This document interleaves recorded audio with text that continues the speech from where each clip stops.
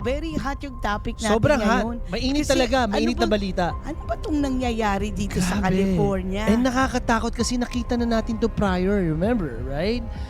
Everything went out of control, di ba? Like, ang daming riots here and there, right? People are breaking into all the stores. Tinitira na lahat yung mga stores. Binabasag na, ninanakaw na nila yung mga everything. Looters. Maraming mga looting na nangyari. Kung ganun na yung level ng violence, bakit kailangan federal ang umayos? Bakit hindi naman pwede namang ayusin, on a state level?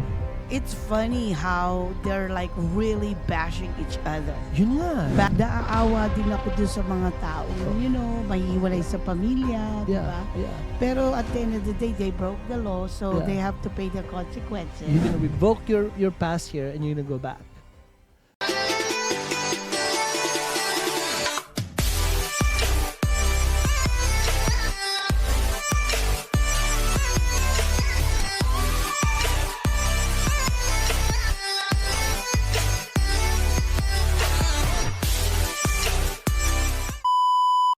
Hello everyone, this is Elizabeth Velasco from the Velasco team of Remax Gold, and this is Alvin Reyes with Supreme Lending. and welcome to our episode Episode 79 79 of Bahay Pinoy sa Tate!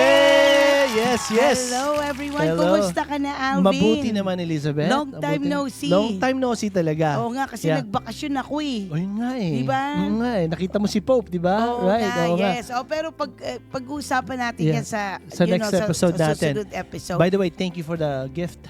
Really cherish it. Pakita mo naman. Ito, Naks meron naman, pa. ayan yan. Bless yan ng Pope, Bless yan. ah. Sakto to pag nagmumotor ako. Yes, Sakto, oo. oo. So anyway, very hot yung topic natin Sobrang ngayon. hot. Mainit Kasi talaga. Mainit na balita. Ano ba itong nangyayari dito sa Grabe. California? And nakakatakot kasi nakita na natin to prior, remember, right? There's a lot of riots going on because Saan? sa LA. Pero yan. paano LA. na to? Pa-spread na to throughout different states na, right? I wouldn't say states kasi alam ko there are some, demonstrating in San Francisco. Yeah, sa Chicago, Sa New York Chicago. too. Yeah. Okay. Kanina lang. So tell me, ano ba kasing nangyari? Kasi alam ko parang nagtatalo yata yung ating presidente at ating governor. Yeah, medyo. Tell me, I don't want to have a really opinion on this Yeah. kasi masyadong sensitive. Yeah, we just want to share what we know or what we're seeing in the news. Okay. Yung mainit na balita nangyayari ngayon. Okay. But it looks like the ICE, alam naman natin yung ICE. Which, Okay, what is ICE? For people that doesn't know what is ICE. Ano nga ba ibig sabihin ng ICE? Ano ba yun? Basically, it's a organization na binild ni Trump to arrest Immigration enforcement, enforcement like that. something to arrest yung mga illegal, yung mga nagpunta rito mga Illegally. tapos to number one. Illegal lang ba o kailangan may crime silang ginawa? Well, that's the question. Kasama na Kasi rin. pag pumunta ka dito with That is a crime. no process due, it is a crime, right? Correct. So Mhm. medyo nagkakaroon ng konting gulo ngayon because a lot Because of that. because of their protesting in regards to the way they Hindi arrest kasi people. parang nagiging, I mean, nakikita ko sa news Okay. parang nagiging talagang wala ng law and order. Parang dampot na lang ng dampot, parang gano'n. Hindi yun, yung mga ibang stores, binavandalize. Oh, yes. Oo, yun ang masama. Niluluot, Well, di ba? Nothing naman masama walang masama kung meron kang peaceful protest. Di Pero ba? ang nangyayari kasi dito sa mga nangyayari like in LA, nagiging riot, nagiging looting, nagdanakaw na sila, binabasag yung mga establishment, mga Oo mga nga. stores. I know. And that's what makes it more parang unacceptable naman talaga. Nagiging lawless Oo. na, di ba? Tapos, binabato yung mga kotse ng mga pulis, di ba? Hindi. Kasi ganito nga, kaya nagalit siguro tong yung governor natin. Si Newsom. Kasi para bang this is a state matter, bakit all of a sudden nakialam ang federal na nagpadala pa ng mga Marines, mga Marines. National Guards. I mean, okay, Yeah. we're talking about Marines. Yung Yeah. Marines, they're prone sa mga gera. Oo. This is a domestic issue Protest na hindi na, naman mga Pero ang nangyayari na kasi masyado na nagiging violent na yung protest. May nagsusunog na ng kotse, nagbabato na ng mga police cars, nagbabasag na ng mga establishments. So somehow naging parang violent na yung protest, di ba? And And I don't know. I mean, everybody has different opinion. Ako lang to, right? Yes. If it's out of control, maybe it is. Kailangan natin ng a little bit more enforcement, right? Pero Teka muna, bakit, okay, kung ganun na yung level ng violence, bakit kailangan federal ang umayos? Bakit hindi pwede namang ayusin, on a state level? Kasi nga, ang sinasabi ni Trump, remember what happened before, di ba? Nangyari during the COVID times or prior, after yata, di ba? Okay, what happened? Talagang Tell me. everything went out of control, di ba? Like, ang daming riots here and there, right? People are breaking into all the stores. Tinitira na lahat yung mga stores. Binabasag na, ninanakaw na nila yung mga everything. Looters. Maraming mga looting na nangyari na. So I guess what he wants to do is kind of like, let's go ahead and prevent this early na. Hindi, wag na dumating sa, alam mo yun, umabot pa sa ganun ka-worse. Oo. Yun ang ibig sabihin. Pero ikaw, this is just your personal opinion. Yeah. Anong take mo dyan? Dapat ba na makialam ang federal government to, na maayos to at matahimik? Or do you think na-provoke dahil nga unnecessary? What do you think? Well, I kind of like agree yes or no. Okay. Why? Because, again, we don't want to go back to what happened few years back na talagang grabe yon. Diba? Right? Okay. And what I think Trump is saying that, listen, I've been through this before. We saw this before. Okay. And we just want to be able to act earlier.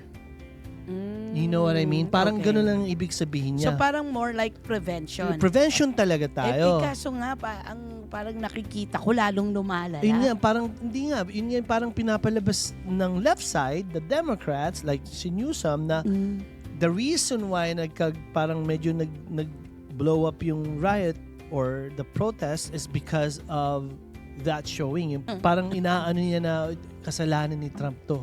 Right? That's the reason why people are mad. It's funny how they're like really bashing each other. Yun nga. Bashing on the social media. It's like, grabe. Oh my goodness. It's like natatawa ako na parang, ano ba to? Parang drama. Parang movie no? Parang, hindi lang yun pati si Elon Musk, di ba? Parang nagkakaroon sila ng a little bit of a beef to each other now. Yes. It's weird. I'm just like, one thing I knew, they were best friends. Oo nga They were like really close. Isosoli na daw niya yung binili niyang Tesla, di ba? Bumili siya ng Tesla. Isosoli na daw ni Trump, sabi niya. Again, at the end of the day, parang comedy show. Parang ganun nangyayari. Pero, I mean, we all know politics is like that. Baliktaran talaga. Oh, hindi mo alam, di ba? You don't know who you could trust. Yeah. Pero what really sad is kawawa yung mga taong who just making a living, na may mga store, may mga liquor store, may mga private. Hindi. Paano naman yung mga tao na matatagal na dito, they're really working, kaso wala silang papel. Tapos madideport sila. Tapos mahihiwalay sila sa pamilya nila. Di ba parang nakakaawa? Yeah, yun nga Parang kaya nga at the same time, mayroon ka mixed reaction talaga At the same time, you want to be able to go ahead and clean up, our immigration problem, di ba? Pero at the same time, talagang may masasagasaan ka Wala kang magagawa I mean, this is honestly, for me, this is like unprecedented. Yeah. I never knew na ganun magiging katindi at ka-involve ang gobyerno natin para patanggalin yung mga illegal immigrants, yes, diba? Yes. And that's why a lot of, like I said, a lot of there's a lot of arguments about this. No? I mean, let's just face it. Let's just be truth about it. Donald Trump was elected as a president or became the president because of that. People wants immigration to change, reform. And he's doing his job. He's really just doing his job, right? Pero again, marami talagang masasagasaan. Pero I mean, ako, personal standpoint, okay? Kasi, I mean, I know they came here illegally. Yeah. As long as they're not committing any crimes. Yes. Ang crime nila is para gumanda buhay nila. And they just want to be better. Just want to have opportunity, di ba? And they work hard or whatever. I think, okay na basta Mhm. nagtatrabaho sila, hindi Mhm. sila yung nagpapakasasa lang, Mhm. kumukuha ng mga, alam mo na, ng mga abuloy Yeah. or Or- benefits from the government. Yeah, or really Diba? just want to have an opportunity in work. Like, yeah, as long like- as, and like most of them, alam parang yung mga ano natin. natin, di ba? Yung mga, my mom, my grandpa, ganun sila eh. Di ba? They pero immigrated here. alam naman natin na dumating sila dito all in process. legally. Due process, correct. Diba? Oo. Pero I'm talking about these people na came here illegally, Mhm. pero they just want to have a better life. Yeah. They're paying taxes. Mhm. They're really a good, Yeah. citizen. Yeah. Parang feeling ko na dapat palagpasin na yun. What do you think? Yeah, I mean, again, hindi ako against doon. Yeah, if they, pero kung gumawa sila ng crime, yun then nga. deport. Pero yun diba? naman ang sinasabi nila naman eh. Sinasabi nila, we're just arresting people that has records. Hindi nga. Hindi ba? Hindi O, nga. yun nga Ganun eh. ang Ibang usapan na yun. Remember yung sinabi nung, Mm. anong pangalan nun? Yung, Sino? yung head ng immigration. Mm-mm. If you came here with wala kang papel, Oo. it's a crime. Yun na nga. It is a crime kasi you came in illegally eh. Exactly. Yeah. So So it's a thin line, no? whether Yeah. gumawa ka ng kasalanan o Yeah. hindi, huhulihin ka. So are you saying there should be an exception, right, to that? Well, isa pa yun. Kasi Diba? itong mga to, ang tatagal na dito na TNT, di Yeah, ba? correct. I mean, Okay. some are like been living here for so long. 20 May years. mga anak na, nagkaapo Yun nga na. ang sinasabi ko. Yeah. Yung mga anak ng mga Yeah. yun is also at TNT, illegal din sila. Na, pati sila madi-deport. Because they're not, yeah, I know. Kasi It's, nga, I think right now, it's like, kahit dito ka pinanganak sa Amerika, illegal ka pa rin. If Kasi kasi galing ka sa hindi due process. So Oo. that's interesting. Yeah, that's- Parang doon ako medyo nagdadalawang Yeah. isip. It is, Kasi dito ka pinanganak eh. So dapat American citizen dapat ka. automatic ka na, di ba? Because you were Diba? born here. Yeah. So what's your opinion on that? It's, you know what? I kind of like agree with you. Hey, if kung dito ka na pinanganak, you're naturalized born here, you're an American citizen. You should be automatic, right? I don't know. It's a very deep argument. It's a lot of politics behind it. Doon ako But parang, this should have an exception. Maybe that should be something that to be looked at. I mean, Oo. for me, Alvin, Yeah. doon Parang ako sobra na yun. Parang sobra na yun. Oo. parang naaawa ako dito sa mga Mm. sa mga tao kasi Oo. para bang para bang Yeah. ang dami nilang pinagdaanan And this- para makarating dito. And this is why din naman na maraming talaga nagpo-protest, galit na galit at sa LA yung riot because of that. One of the reason why. Pero- I mean, look at our history. Paano ba na-build ang Amerika? Of Di ba course. due to religious prosecution, yung mga protestante pumunta dito sa Amerika dahil inaano sila dun ng England. Remember? Oo. Yes, oo. Nag-migrate sila dito because of that. Oo, Yeah. oo. So parang ganun din, di ba? Itong mga taong to, they're trying to come here kasi to have a better life para makawala doon sa kung ano man yung kailangan Kung saan nila. sila nanggaling. But do you agree na, okay, tulad niya, may nakita ka nag-wave ng Mexican flight, right? Mexican flag, right? Binaburn nila yung flag ng Amerika, right? Ayun, napaka-disrespectful Parang na nun. it's kind of like, ano ba talaga, right? If you wanna be here and if you're gonna be you wanna stay in America, then you should be at least proud to be one, di ba? Yeah, Right? oo nga. I mean, No, for me, parang disrespeto na yun Yeah. para sa akin. Kasi, Elizabeth, we all came from a due process nung pumunta tayo dito, right? We followed the rules. I know, Pumila tayo, pero- naghintay tayo. ito nga, Alvin. Yeah, I know. Ito na yung lalabas na yung human kindness. Yes, Kung, tama rin kung naman. aanuhin mo, let's say, pairalin mo na ngayon yung religious aspect of it. Di ba? What do you think Jesus Christ will do to those Correct, people? correct. Yeah, you have Think to, about it. yeah, totoo yan. If you wanna be a Christ-like, Understand. di ba? I understand. I feel like you should put in a little bit of human kindness touch, di ba? So parang Yeah. ang hirap. Mahirap talaga. Oo, mahirap talaga. Pero what I don't agree is kung nagluluth ka na, nagbabasag ka na ng mga kotse, nagdudumi, sinisira mo na yung Kasi nga paligid. galit na sila. Yeah, pero you know, Pero they need to know how to control their yeah, I anger. mean there's also a rules on how to protest and to not di ba? To not to do all that stuff. Kasi at the end of the day, it's all gonna cost the caliph. Alam naman natin, masyado naman taas lahat. 136 million daw dahil itong mga yun lang to, di ba? Itong Right? mga military na dineploy nila. Saan naman gagaling yan? Sa atin, di ba? $136 million. Yeah, but I'm just saying, it costs money when things happens like that. And it's also one thing na yung mga establishment, yung mga may stores, yung mga small mom and pop stores na may mga liquor store, na may mga grocery na nakawan mo, di ba? Parang sisirain mo yung place nila. Parang yun ang masakit minsan kasi these people are just wanna, What if those people na yon hindi sila mga illegal immigrants? Those are like regular American citizen na gumagawa ng crime. Think about it.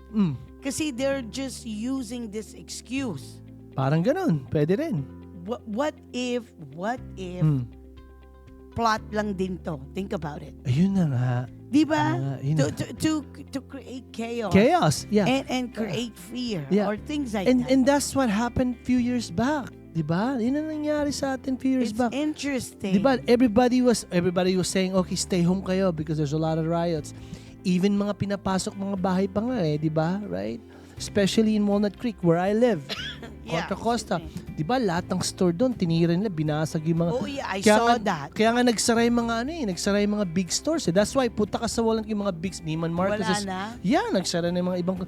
Marami nagsara. Yun lang naman din ang masama doon. When you do all this stuff, natatakot yung mga tao. And pero anong pwede nating gawin? I mean, for me, I pray for peace. Yeah, of course. Pero naaawa din ako dun sa mga taong, mahiwalay sa pamilya, di ba? Yeah. Pero at the end of the day, they broke the law, so they have to pay the consequences. Yun nga diba? Yun nga And then maybe, kung ano man yun, I mean, just pray for strength and hopefully malagpasan nila to. At kung ano man yung ginawa sa kanila, sana hindi magdulot ng hinanakit o galit sa kanila na makukonsume sila sa galit na yun. Pwede, yes. It's, Elizabeth, because that's what's happening right now. And it's really hard kasi nga, again, it's very, very hard topic talaga to go into the immigration because let's just face it, we did have a messed up immigration border. Right? Sobrang daming taong pumasok, right? Yun kasi doon nag-umpisa yung open border na yan. My goodness. Talaga hanggang ngayon. Talagang kasi ginagamit yun for human trafficking. Think about drugs, it. trafficking, lahat ng masama pumasok. Lahat ng mga fentanyl, all of that. Oo, yun nga And it really oh my goodness. It really messed us up a little bit. Now we're here now in this situation where marami na rin, like I said, sobrang. Okay, so I'll be honest with you, okay?